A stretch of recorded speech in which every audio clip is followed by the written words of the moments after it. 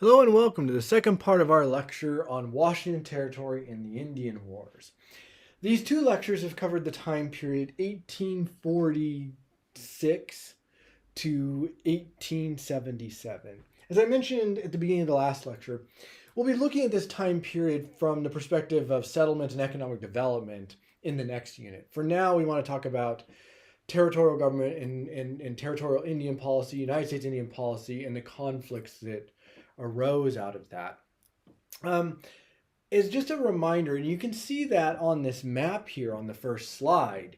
This is part of a larger narrative, part of a larger story in which there are Indian conflicts across the entire Western United States, all driven by the usurpation of indigenous peoples' ancestral homelands, policies that amounted to ethnic cleansing, and then war on native peoples because of their very existence. And by definition, a war on any people because they exist is genocide. Making war on a people simply for existing is textbook example of genocide. And oftentimes in American history, we don't think of what the United States government and its citizens did as a country. We don't often think of that, what was done to indigenous peoples, to the Native American tribes, as genocide, but it's exactly what happened. It was ethnic cleansing and then targeting people for their existence for elimination. This is the policy of the United States. And as you can see here, the consequence of that policy are the very conflicts listed on this map. And in the Pacific Northwest, we bookend these conflicts. The earliest ones are out here, and then the last major one is out here as well. We've already talked about the first one, the Whitman Massacre, and what some scholars call the Cayuse War, which is a term, as I told you in the last lecture, I don't particularly care for because I don't think it constitutes or qualifies under that definition. But today, we're going to talk about those other conflicts. So let's begin. We need to begin by talking about the territorial government's relationship to Native Americans. And the establishment of the Washington Territory changed the dynamics of relationships between the white settlers and the Indian population. It didn't change American Indian policy. American Indian policy had changed with the Removal Act and the treaty and reservation system first tried out at the Fort Laramie Treaty of 1851. So, in and of itself, that didn't change with the creation of Washington Territory in 1853.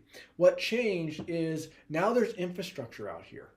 The residents and future residents of Washington Territory now have a powerful ally in a territorial government and in the United States military that is stationed both here and in the Oregon country. That changes the power dynamic. Now, it emboldens settlers, homesteaders, etc., that if they have a conflict, they have a dispute with tribes, they have an ally on their side. For the Native American population, it was a clear indication of permanence. As if the thousands upon thousands of travelers settling or moving across the Oregon Trail and settling wasn't an indication. This is a further provocation to them. Also, I would like to point out that we tend to think of Native Americans as isolated from one another, but through trading networks and gatherings, they were well aware of what was going on in other places. So when there are atrocities associated with the gold rush in California, or there are conflicts that begin on the Great Plains, and the indigenous peoples and tribes up here in the Pacific Northwest, they're fully aware of those things. And they factor into the decisions that they make when they decide how they're going to confront the United States government, its military, the territorial government, and the citizens that live up here. By 1853, it's clear that this is not a phase, that there's permanence here, and the tribes have to figure out what that permanence means. For the United States government, for their part, there is a desire to increase the population and economic development of this region in a way that increases the population and the path towards statehood. The United States government did not want to be responsible for perpetuity for administering these territories. They wanted to develop the resources, get a population out here, and create a path towards statehood. And so there needs to be some encouragement of that from the American perspective. In 1850, the first part of this encouragement comes. It's called the Oregon Donation Land Claim Act, and it will apply to the Oregon Territory and then later the former areas of the Oregon Territory, like Washington Territory. What the Oregon Donation Land Claim Act did was it granted free land to settlers who would settle on a land and quote unquote improve it. What they meant by that is if they built a home and started to farm it, or they developed a business on it, like a logging business or whatever the case may be, they could claim this land for free after a period of time. So they staked their claim, and as long as they settled it and quote unquote improved it, which meant that you made a living off of it, the land was yours. It was 320 acres to single men, single white men. That's an important distinction. I'll talk about that in just a second. And 640 acres to married couples, white couples. It's a lot of land, 320 or 640, depending on your marriage status. A couple of things about this. First thing is that white was very important in this title. White male was very important in this title. Very few women were able to successfully state claims out west because the law specifically was geared towards men or married couples, thus reflecting the patriarchy of the 19th century and the patriarchal attitudes of the 19th century in American thought.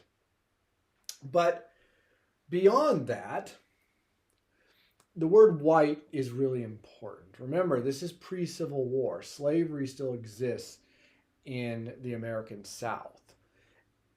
There was a concern among Southerners that escaped slaves might move out west.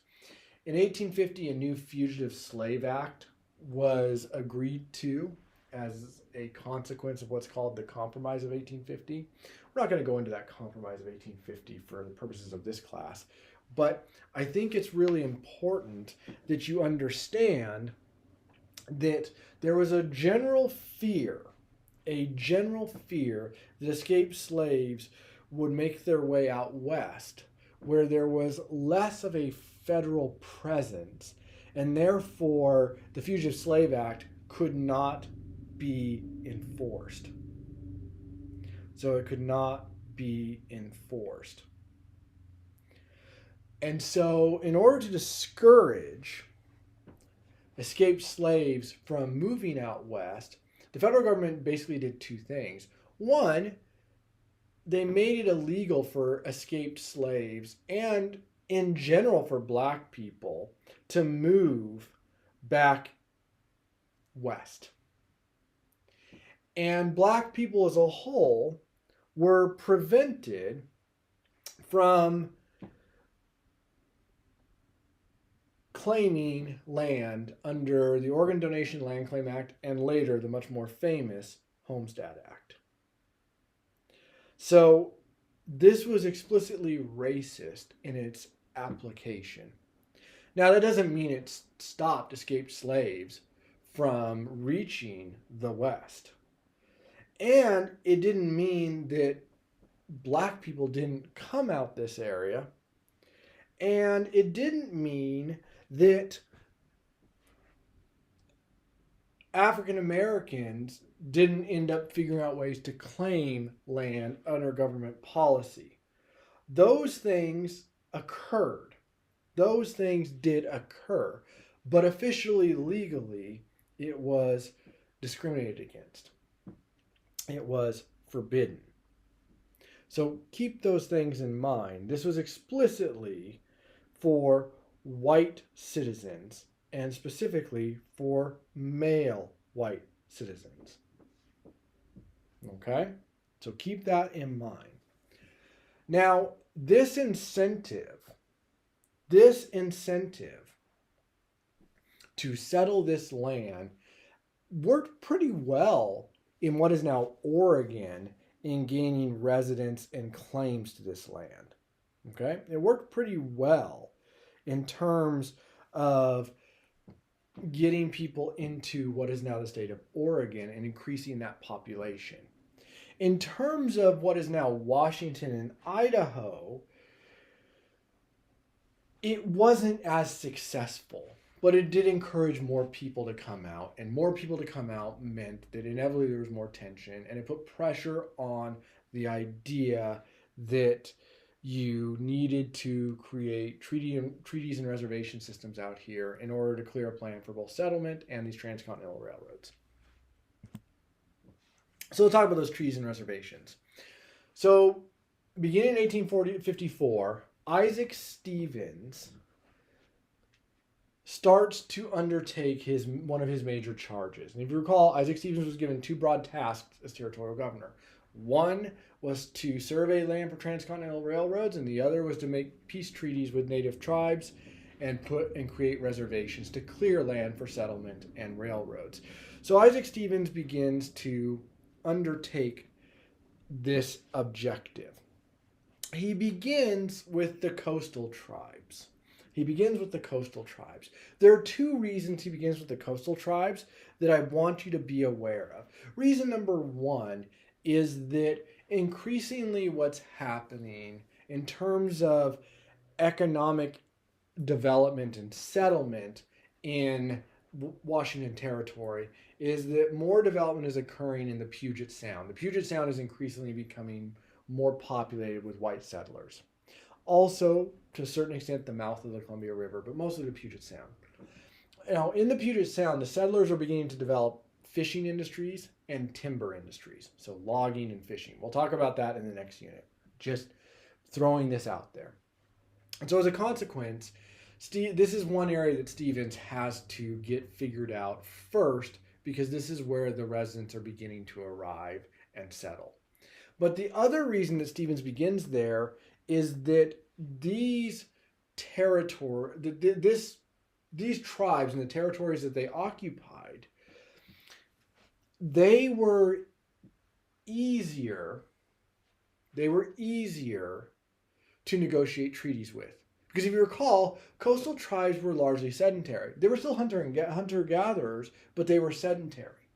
If the United States government could guarantee them the lands that they lived on, in addition to access to their fishing and gathering grounds, it was easier to negotiate these treaties for the United States government, for Isaac Stevens himself. Also, outside the Puget Sound, the rest of the coastal tribes' territory, it wasn't an area where there were a lot of people settling, so the coastal tribes didn't have as much threat of American settlement that they had to contend with, which made it easier to negotiate these treaties. So what happens is he begins negotiating these treaties, and what he does is he collectively negotiates them. He will go to a region like the Puget Sound or the Olympic Peninsula, and he'll collectively negotiate a treaty like Medicine Creek Treaty or the Mukilteo Treaty or Point No Point Treaty or Neah Bay Treaty or the Quinault River Treaty. He goes to these regions and just starts negotiating treaties between 1854 and 1855. And by and large, these treaties they're quite easy for him to negotiate. For all the reasons I said. One, Native peoples don't quite understand what's going on with these treaties. Treaties are not a legal concept that they have in their cultures and their civilizations, as well as land ownership is not something that they have in their cultures. Also, with the exception of the tribes in the Puget Sound, there were really not much pressure being put by settlement and economic development on these tribes. So it wasn't as contentious in negotiating these treaties. Even still, there were enormous problems with these treaties. For one thing, is conceptually, treaties as law was just not a concept that the tribes out here had. Second thing is, the tribes didn't really understand what they were signing. And that's not because the tribes themselves were somehow uneducated or incapable of understanding these treaties. It's that they weren't communicated to them. So rather than find people who spoke all the languages or taking the time to learn the languages so that these treaties could be properly negotiated, more often than not, what happened is these treaties were negotiated in a combination of English and a few words of a local language. And more often than not, they used something called Chinook jargon to negotiate these treaties among the coastal tribes. Now, Chinook jargon was what linguists call a pidgin language. So the Chinook were the great traders of the region. They traded all up and down the coast. Their territory, as we mentioned in Unit 1, but just to remind you, was along the mouth of the Columbia River, both sides. And from there, they traded up and down the Washington and Oregon coasts. And they also traded up and down the Columbia River.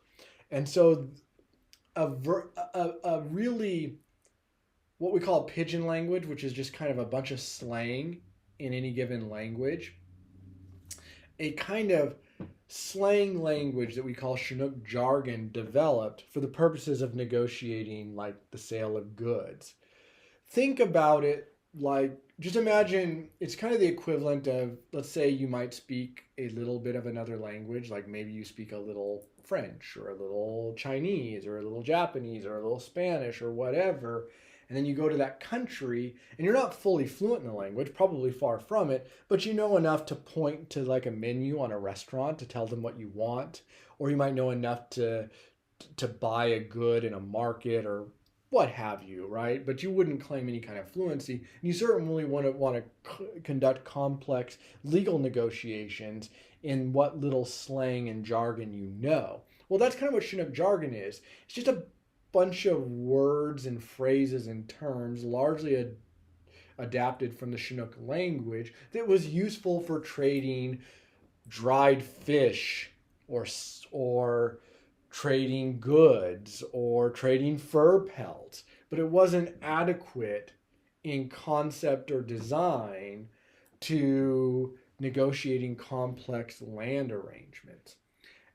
Yet that's how these treaties were described. It was using this kind of pidgin language that did not have the capacity to capture the complexities of these treaties and of what the United States government was doing. It was never explained to indigenous peoples.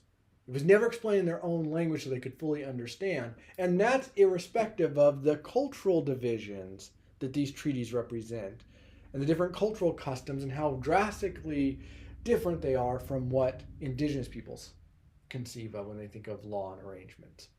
So most of these tribes didn't know what they were signing, and they certainly didn't think they were signing away land. What it appears to have happened is most of the tribes thought that they were basically guaranteeing that they could stay on their ancestral homelands, and the United States government was basically buying the right to be able to also use and trade in these lands. The evidence is pretty clear that the tribes didn't realize that they were signing away everything but their reservations. So even among the coastal tribes in which the treaties were easier to negotiate, there were problems.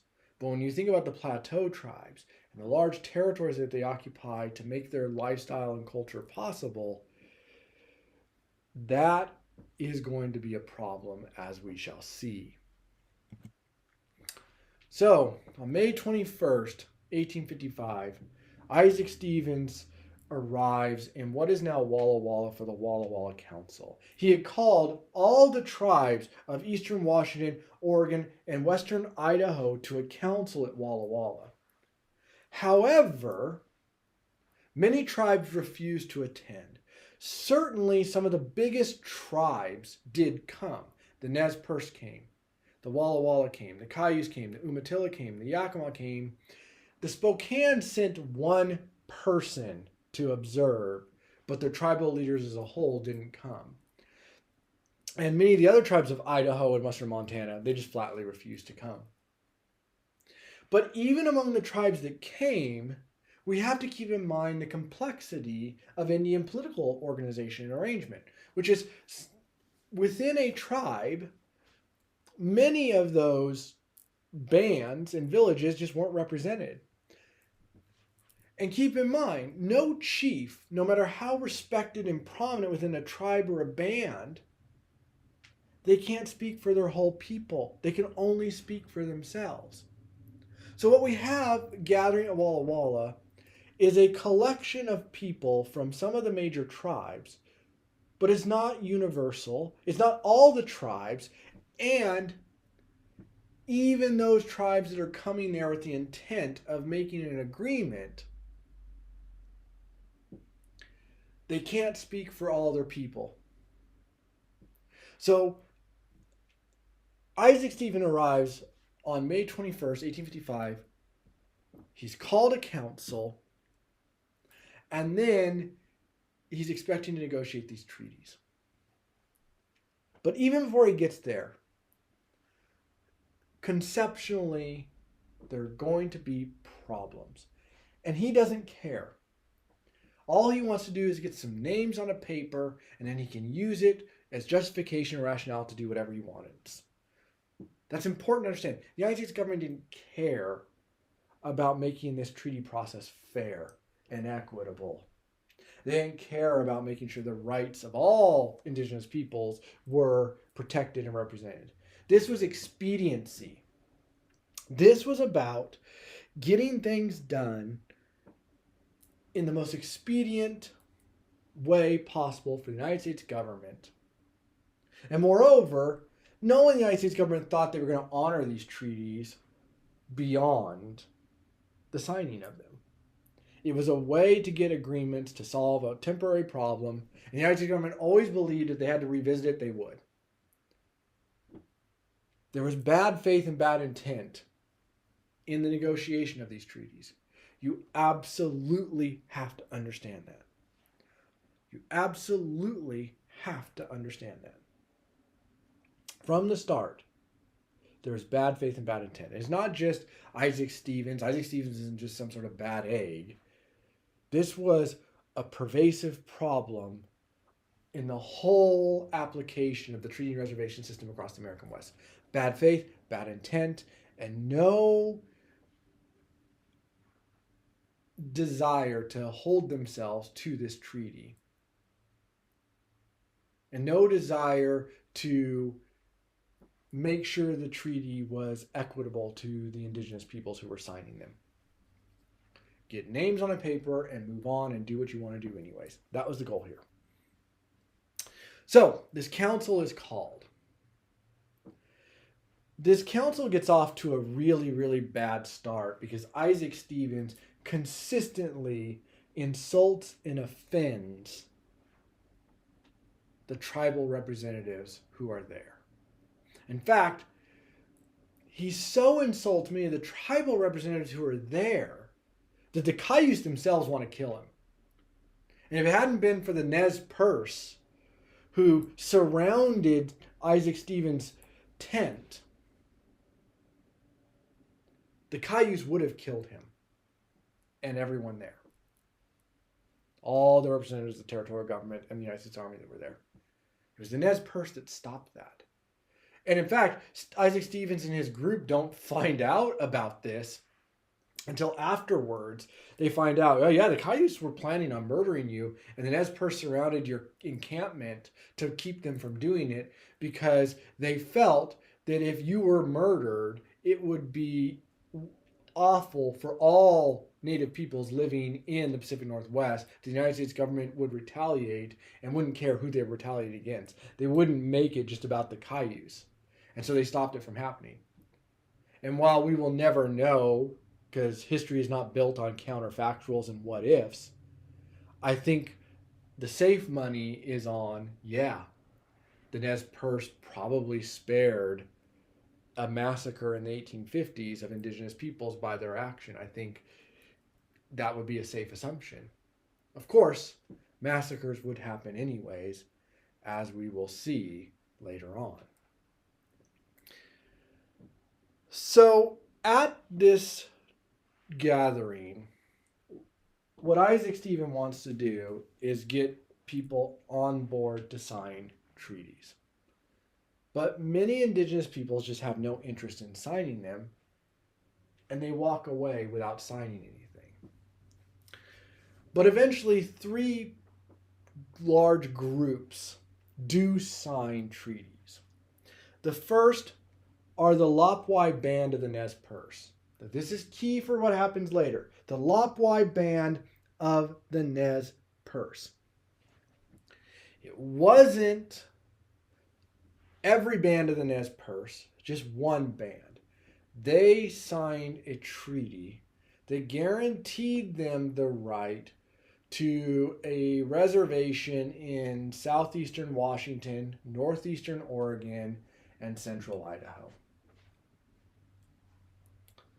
Many bands of the Yakima signed treaties. So many bands of the Yakima signed treaties guaranteeing them a large reservation in south central Washington and north central Oregon. Now, one dirty and underhanded thing that Isaac Stevens did during this conference is that he often took some of the smaller tribes of what is now central and north central Washington and default lumped them with the Yakima Indians. Said, you're just bands of the Yakima. Like the Kittitas or the Wenatchee Indians. Just by fiat said that you're just part of the Yakima. Now, that's not true. They might have had cultural similarities, and their languages were actually somewhat similar, but they were distinct people. But Isaac Stevens lumped them together, and that will be problematic later on. Now, with respect to the Wenatchee Indians, the treaty at the Walla Walla Council makes vague references that the Wenatchee, as a part of the Yakima, will have some sort of reservation in north central Washington. The intended spot is the modern day city of Leavenworth. That was kind of the intended area for their reservation. But here's the problem. Reservations were vaguely described in these treaties, but they were contingent on the United States government surveying them to crystallize their borders. That was done in some cases, like with the main Yakima reservation.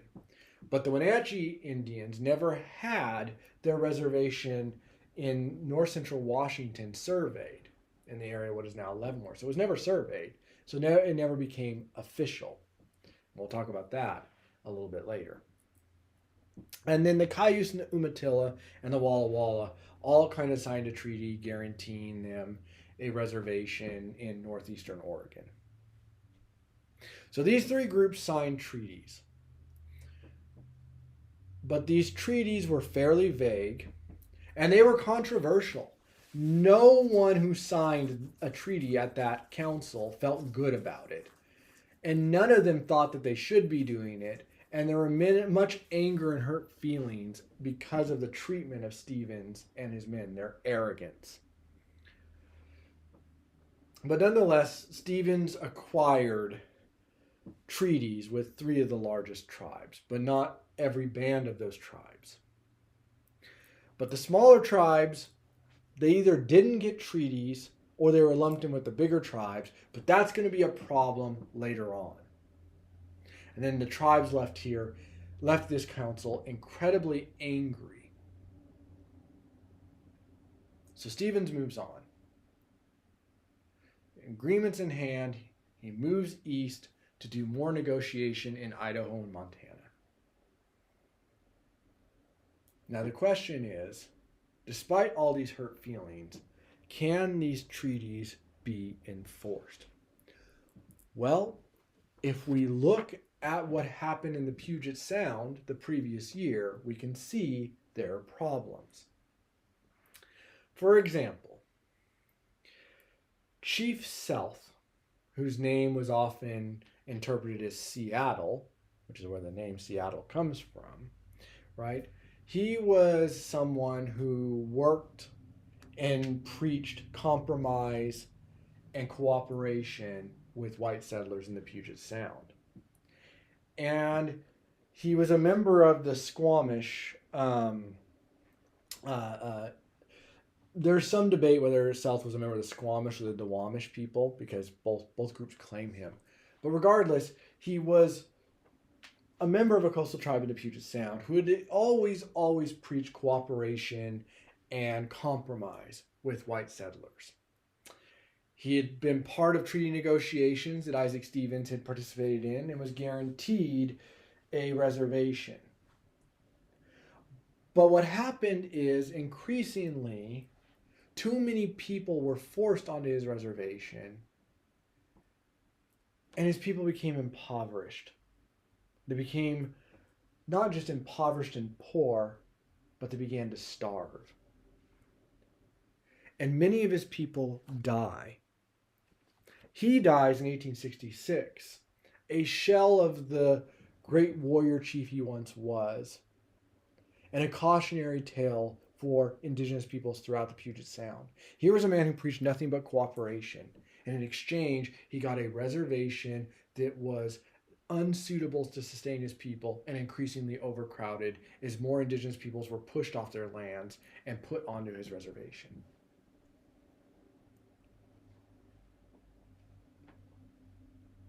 It's a tale of bad faith, of an American government that wants these treaties for expedience but doesn't want to honor them and doesn't want to ensure that the peoples who were put on those treaties, on those reservations, can actually live. Because the life of the Indians do not matter. And this raises another issue that we need to talk about, which is that in the 1850s and 60s, under American law, Native peoples don't have any rights. And there is a debate in the 1860s and 70s whether or not indigenous peoples even qualify as humans. Some of you might have just sort of aghast at hearing me say this, because what I just said is incredibly racist. But that was an actual debate among the legal community in the 1860s and 70s. From a legal perspective, are indigenous peoples considered human beings under the law? And we'll talk more about that a little bit later in this lecture, but it's something to keep in mind. So we can already see on both sides of the territory the callousness and problems of the reservation system. Now let's turn to war. In 1855, you get what's called the Yakima War or the Yakima Wars. The terms for these conflicts are a little confusing and depend on what historian and scholar you consult. In this class, we'll talk about the Yakima Wars as something that emerges between 1855 and 1856 as a series of conflicts that are both interrelated and separate that we collectively call the Yakima Wars. Now, some scholars will extend the Yakima Wars until 1858 and include a conflict that I am calling the Spokane War. So the purpose of this class, I'm just going to refer to the Yakima Wars as a series of conflicts that are somewhat related, but also are very distinct and separate, that occurred between 1855 and 1856 in both the western and eastern parts of the of Washington Territory, and in which the Yakima are the main combatants, but they're not the only tribe too.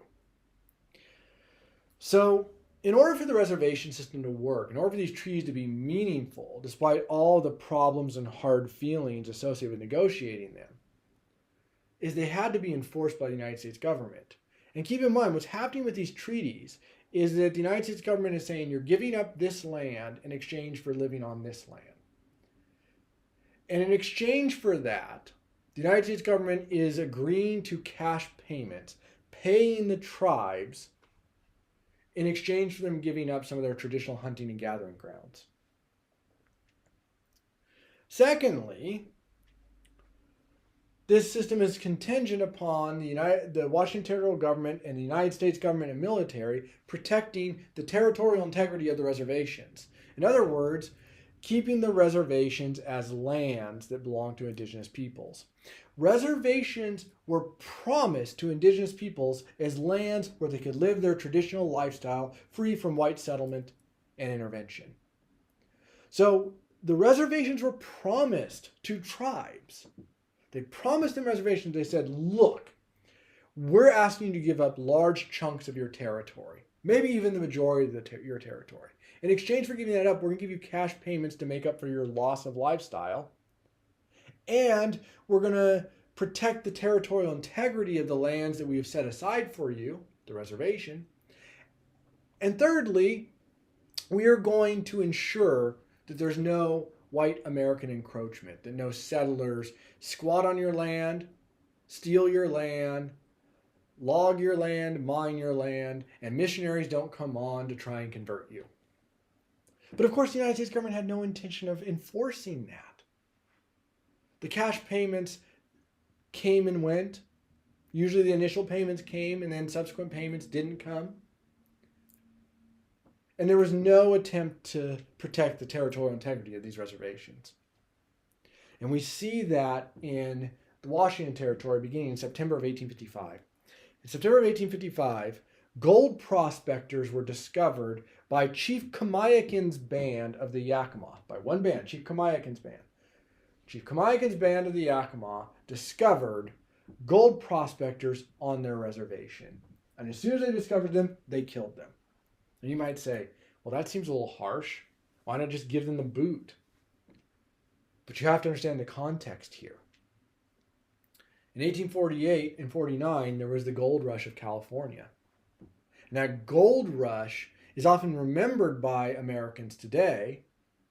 But what's often not remembered or even known by Americans is that the gold rush resulted in terrible massacres and atrocities of indigenous peoples. Peoples who were on land where miners either found gold or were looking for gold, and they drove them off by force, by starvation, whatever they could, they cleansed the land of them. To the point where some tribes entirely disappeared in California. And rumors of that were well known in the Pacific Northwest. So when they found that gold prospector, they didn't just see someone trying to take potentially gold from their land. It was an existential threat to their very survival. So they killed the prospectors. Well, word was leaked. Rumors of the murder were discovered, were found their way to Indian agents. The group of people responsible for administering reservations and the reservation system was a federal government agency called the Bureau of Indian Affairs. The Bureau of Indian Affairs, which still exists today, in the 19th century, was largely considered one of the most corrupt agencies in the government, if not the most corrupt agency in the government. Agents of the Bureau of Indian Affairs very often did not do their job, which was to protect the integrity of the reservation and administer them. They often stole the cash payments, embezzled them to themselves that were due to Native peoples, and they often stole the payments in food and clothing that was due to indigenous peoples in order to compensate them for the reservation. So they often cheated Native peoples out of what the federal government was supposed to give them, in addition to failing to protect the integrity of the reservation. So when Indian agents heard about this potential murder, they went on the reservation to investigate it. And the Kamiakin's band then killed an Indian agent who was sent to investigate. So Kamayakin's band, who's responsible for all this, they knew what they did would lead to conflict, so they began to prepare for war. They began to send out representatives to all the major tribes of Washington Territory, the Nez Perce, the Spokane. They went everywhere, and they said, we need to make our stand now. Let's band together. Let's kick out all the American settlers. Let's make war on the United States to protect our lands. Other tribes were not interested. Other tribes were not interested. And so Kamayakin's band is alone. That then leads in the fall of 1855, in October and November, to a series of battles and skirmishes. Toppenish Creek, Union Gap. These are battles. They're battles basically won by the Kamayakin against the United States Army and the territorial militia. But even though the Yakima are victorious, winter is beginning to set in, and they simply cannot defeat on their own the United States military and the Washington government and the territorial militia. So what happens is that they retreat up into the mountains for winter to avoid the fighting, and then they begin to look for allies. In fact, they begin to reach out to some coastal tribes, specifically the Nisqually, who had traditionally had a trading relationship with the Yakima. Nisqually are in the Puyallup area. And so the Nisqually, they reach out to them and they say, hey, we need to band together. And the Nisqually agree, and they decide on their own to attack the city of Seattle. And this terrorizes the city of Seattle. They think they're under siege. But there's a naval ship that is docked in the Puget Sound, and they use their weapons and firepower to kind of shell the Nisqually, and the Nisqually are forced to retreat. And so this attack doesn't achieve its goal. But this is a separate but related part of the Yakima Wars. When spring of 1856 occurs, there is a combination of a territorial mission or militia from Washington, a militia from Oregon, and the United States Army that are all deciding to make war on the Yakima. Now, the United States Army actually marches onto the Yakima Reservation in 1856 looking for Kamayakin's band, and they can't find him. And in fact, all of the other Yakima that they encounter are peaceful and just going about living their life. So the United States Army is like, I don't know what we're supposed to do here. I don't know who we're supposed to fight. The territorial militias are a little more aggressive, though. To them, any Indian is an enemy. So they're a little more aggressive, and we know that innocent Native Americans who had nothing to do with this conflict were killed as a consequence of this. Now, Kamayakin decides that the key to possibly achieving his aims is to control the Columbia River. And the key to controlling the Columbia River is attacking the town of Cascade, which has an important fort and port that controls traffic up and down the Columbia River. If he can control that area, it's a choke point. So he tries to in March of 1856. He's defeated. And in doing so, he effectively ends his campaign. He just kind of gives up. Now, he is a wanted man for his actions, and he will spend the next couple of years on the run for the United States military, but he doesn't conduct any more military operations. You would think that that's effectively the end of the Yakima Wars, and calling this a war other than a series of small skirmishes is probably a bit of a stretch, but it's not the end of things. Because in October of 1856, the Walla Walla chief named Pio Pio Mox Mox, who was a really important and well-respected chief, he had been at the Walla Walla Council, he gets involved in a separate skirmish. In the treaties that were signed at the Walla Walla Council, and this was a common clause in most of the treaties signed in the Pacific Northwest, there was a clause that basically gave the right to abandoned forts and the supplies in those forts to indigenous tribes. Well, near the city of Walla Walla, there is an abandoned Hudson's Bay Company fur trading post. Okay? There is an abandoned Hudson's Bay fur trading post. And Pio decides, I'm just going to break in there and take what I want.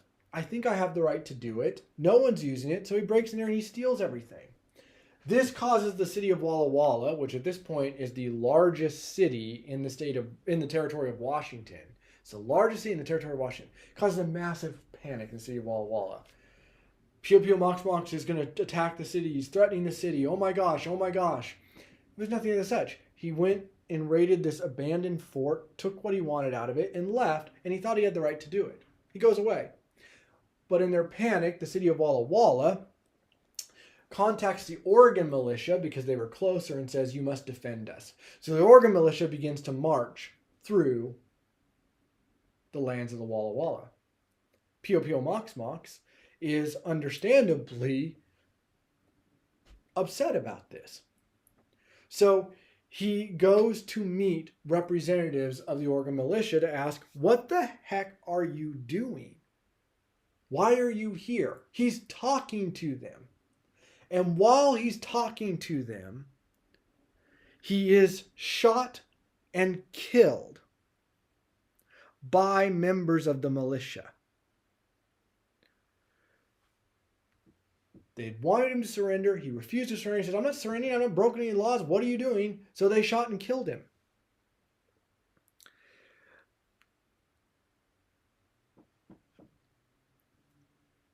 That then resulted in a small battle, as you might expect, between the Walla Walla and the militia.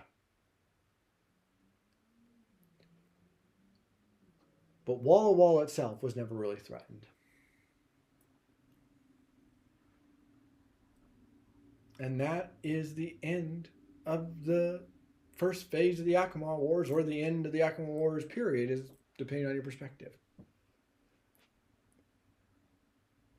The United States Army marches on to both Yakima and Walla Walla land looking for signs of military activity, signs of aggression. They can't find anything. And they basically say, we're done here. That actually really angers Isaac Stevens and territorial residents. They were out for blood. They wanted Native peoples killed for this. But in this case, the United States military says there's really no reason to. And actually, many people from the territory and territorial government will lodge official complaints back in D.C. saying that the military leaders out here aren't sufficiently bloodthirsty enough. And it works. It gets them removed and replaced with those who will be more aggressive. All right, the Spokane War.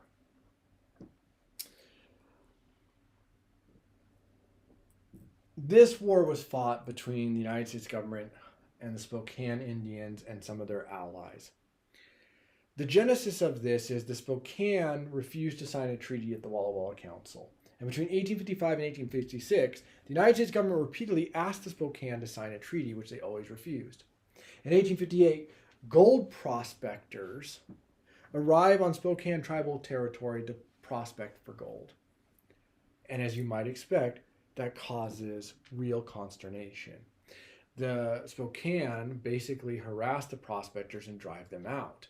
They then get the protection of the United States Army to protect them as they go and look for gold. The Spokane Indians see this as a provocation. And so they confront them. And this confrontation results in a fight, the Battle of Rosalia. The army is outnumbered 5-1. They have no choice but to flee. And they flee from up near what is now modern-day Spokane all the way south to Walla Walla, to Fort Walla Walla, which is where their base is. The entire way, they are chased and harassed by the Spokane and their allies. The Spokane were simply sending a message. Our territory, we didn't sign a treaty, don't come back here. But the United States government is not willing to accept that. This humiliation cannot be borne. And so they regroup, and they bring a bigger force, and they march north. This alarms the Spokane Indians, and they begin to reach out for allies about how to confront this. what happens is that in response to this, many tribes send individuals. Chief Kamaikan of the Yakima goes up there himself. This is why some scholars consider this Spokane War an extension of the Yakima Wars and lump it together because Chief Kamaikan participates in this. But I don't think it's appropriate. This is a separate conflict with separate causes, and Kamaikan just joins it because it fits with his original goal of banding together to drive out the United States and its citizens. Eventually, there's a battle. It's called the Battle of Spokane Plains. It takes place near where Fairchild Air Force Base is today off of Highway 2. There's a plaque there memorializing it if you'd like to visit it. But the Spokane and their allies are defeated. And what happens is that in defeat, this area has been opened up for settlement. And eventually the Spokane are going to be compelled to be on a reservation. But we'll talk more about that in just a moment. And then peace descends upon the territory. War breaks out all over the rest of the West, but peace is in the territory for the moment. The last conflict up here is probably the most famous, the Nez Perce Retreat, involving one of the most famous indigenous leaders of all time, Chief Joseph. You can see him on the slide here. It takes place in 1877. But before we get to this conflict, which is called the Nez Perce Retreat, we need to talk about a few things. We need to lay some of the groundwork, okay? Thing number one we need to talk about. In 1871, a new clause, a new policy is added to America's overall Indian policy that's important and significant, and we need to talk about it a little bit. So there's a new president of the United States. Ulysses S. Grant was elected president in 1868. And of course, Grant was a famous Civil War general. He'd been the leader of the Union forces at the end of the war. And he's elected president in 1868. Grant himself was sympathetic to the plight of Native peoples. And it was his goal to create what he thought would be a more humane Indian policy. However, Grant is still a white American of the 19th century, and his views of Native peoples we would consider to be racist today, and rightfully so. And he fundamentally agreed with the principle that indigenous peoples need to be removed to clear up land for railroads, settlement, and economic development. So even though he was more sympathetic to indigenous peoples than maybe previous presidents had been, fundamentally he's not going to alter the trajectory of American policy. American policy is still going to be removal and reservation by treaty. What changes is a new wrinkle that Grant adds. In 1871, Grant articulates what's known as his peace policy or peace plan. The backdrop to this is there's lots of wars occurring in the West, on the plains, and in the Southwest as a consequence of American expansion and Indian policy and settlements. And to this point, the United States has been trying to create treaties to create the reservations. But what they're finding is that many tribes are resisting. They're resisting signing treaties. And in doing so, they're saying there's nothing you can do, United States government military. I never signed a treaty, and the lands are still the lands that I get to live on. And the United States sees that as an impediment for their view of economic development and settlement of the West. So the peace plan is this. Grant says any indigenous people that is on a reservation, they will be at peace with the United States. And they will have the protections of the reservation and the protections of the United States government. But if you're not on a reservation, then you are at war with the United States. And the United States will act and treat you as an enemy of war. So keep in mind what happened in the 1850s and 60s. Tribes were offered treaties. Many tribes refused to sign treaties. And those who did sign treaties often saw those treaties violated, sometimes just months after they were signed. Think about the Yakima. Just months after it was signed, they found a gold prospector on their reservation, something that explicitly was not supposed to happen according to the treaty. So Native peoples find themselves in a damned if you do, damned if you don't situation with respect to treaties, and now the United States government is saying to not be on a reservation is to be at war with the American government. Now, many tribes respond to this by effectively saying we don't have the ability to go to war with the United States, and they move on to reservations. And you see that in Washington Territory with the creation of the Colville Reservation and the Spokane Reservation, both in the northern part of the territory, both of which are formed in the aftermath of Grant's peace polity in the 1870s and 80s to effectively try and preserve their very lives because of this peace policy. And there is another large reservation created called the Moses Coulee Reservation, which is basically most of the Waterville Plateau, that's also created as a consequence of this. This reservation no longer exists today. It was dissolved, and we'll talk more about that in a subsequent lecture. But you see this movement. But that's the backdrop to what happens to the Nez Perce. So the Nez Perce are, as you know, a tribe in the Pacific Northwest. They are a large tribe with a couple different bands. One band, the Lopwai, that band had signed a treaty at the Walla Walla Council. But the Wallowa band that lived in the Wallowa Mountains of northeastern Oregon, they had not signed a treaty and believed that they had the right to live on their ancestral homelands. You can start to see pressures developing on the Wallowa as early as 1863, when gold is discovered on the Clearwater River, which is some of the lands that the Wallowa had lived on, in addition to the Lopwai. So pressures are coming. But the Wallowa believe that they had never have signed away their land and they have the right to be there. But keep in mind, Grant's policy. In 1876, settlers in Washington and Oregon want access to Wallowa to look for mining, for logging, and for pasture lands for their animals. So in 1876, the United States government, led by General Oliver O. Howard, approaches the Wallowa and says,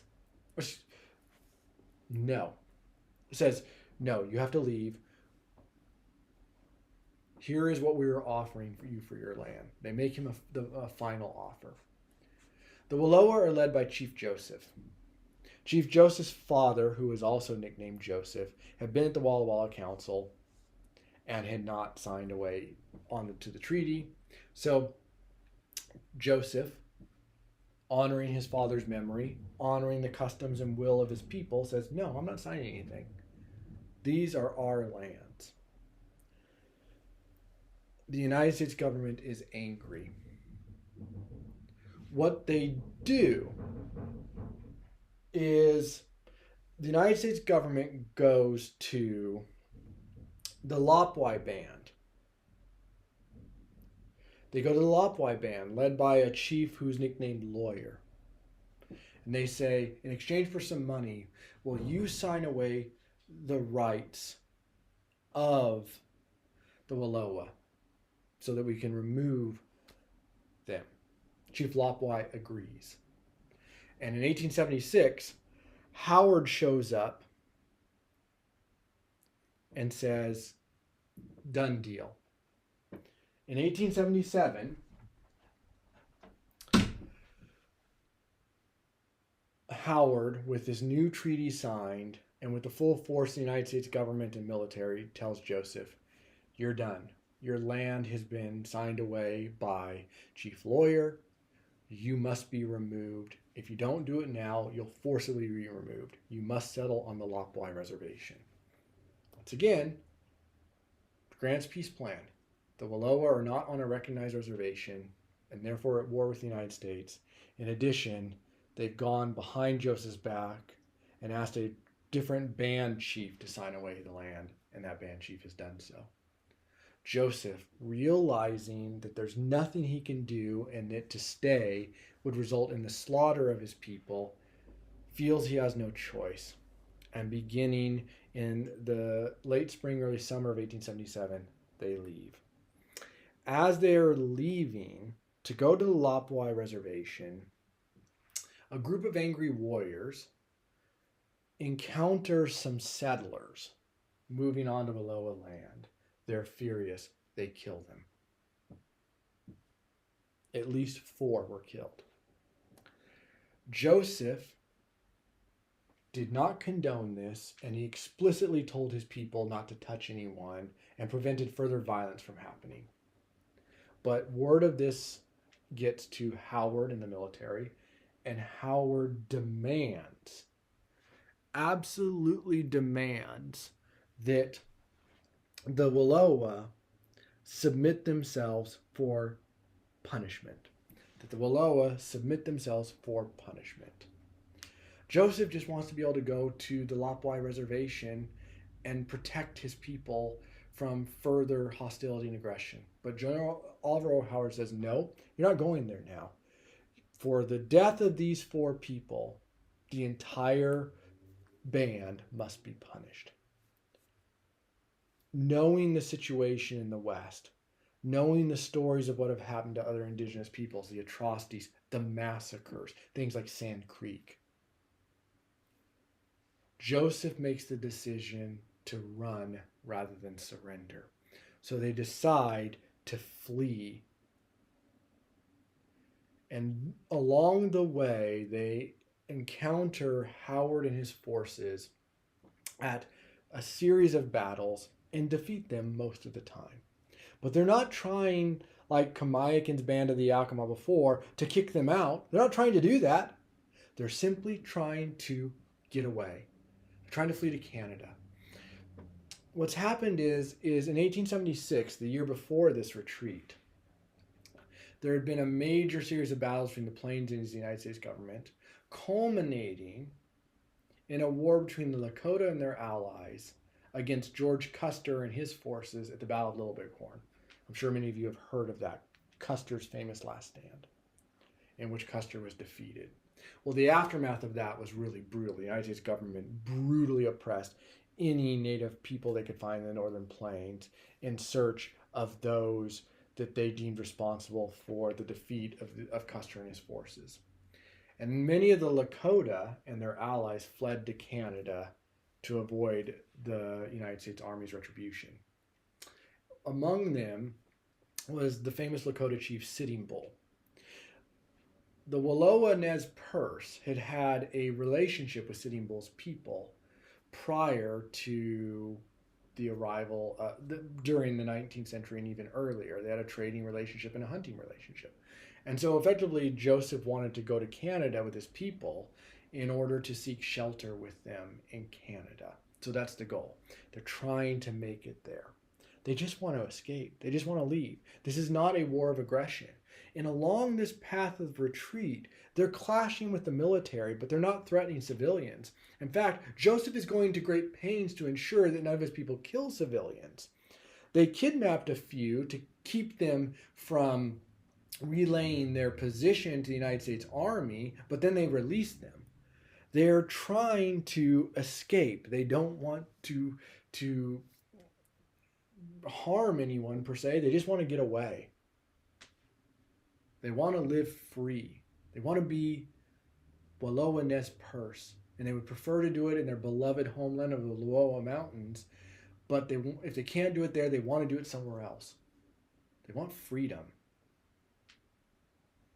But the United States government isn't going to give it to them.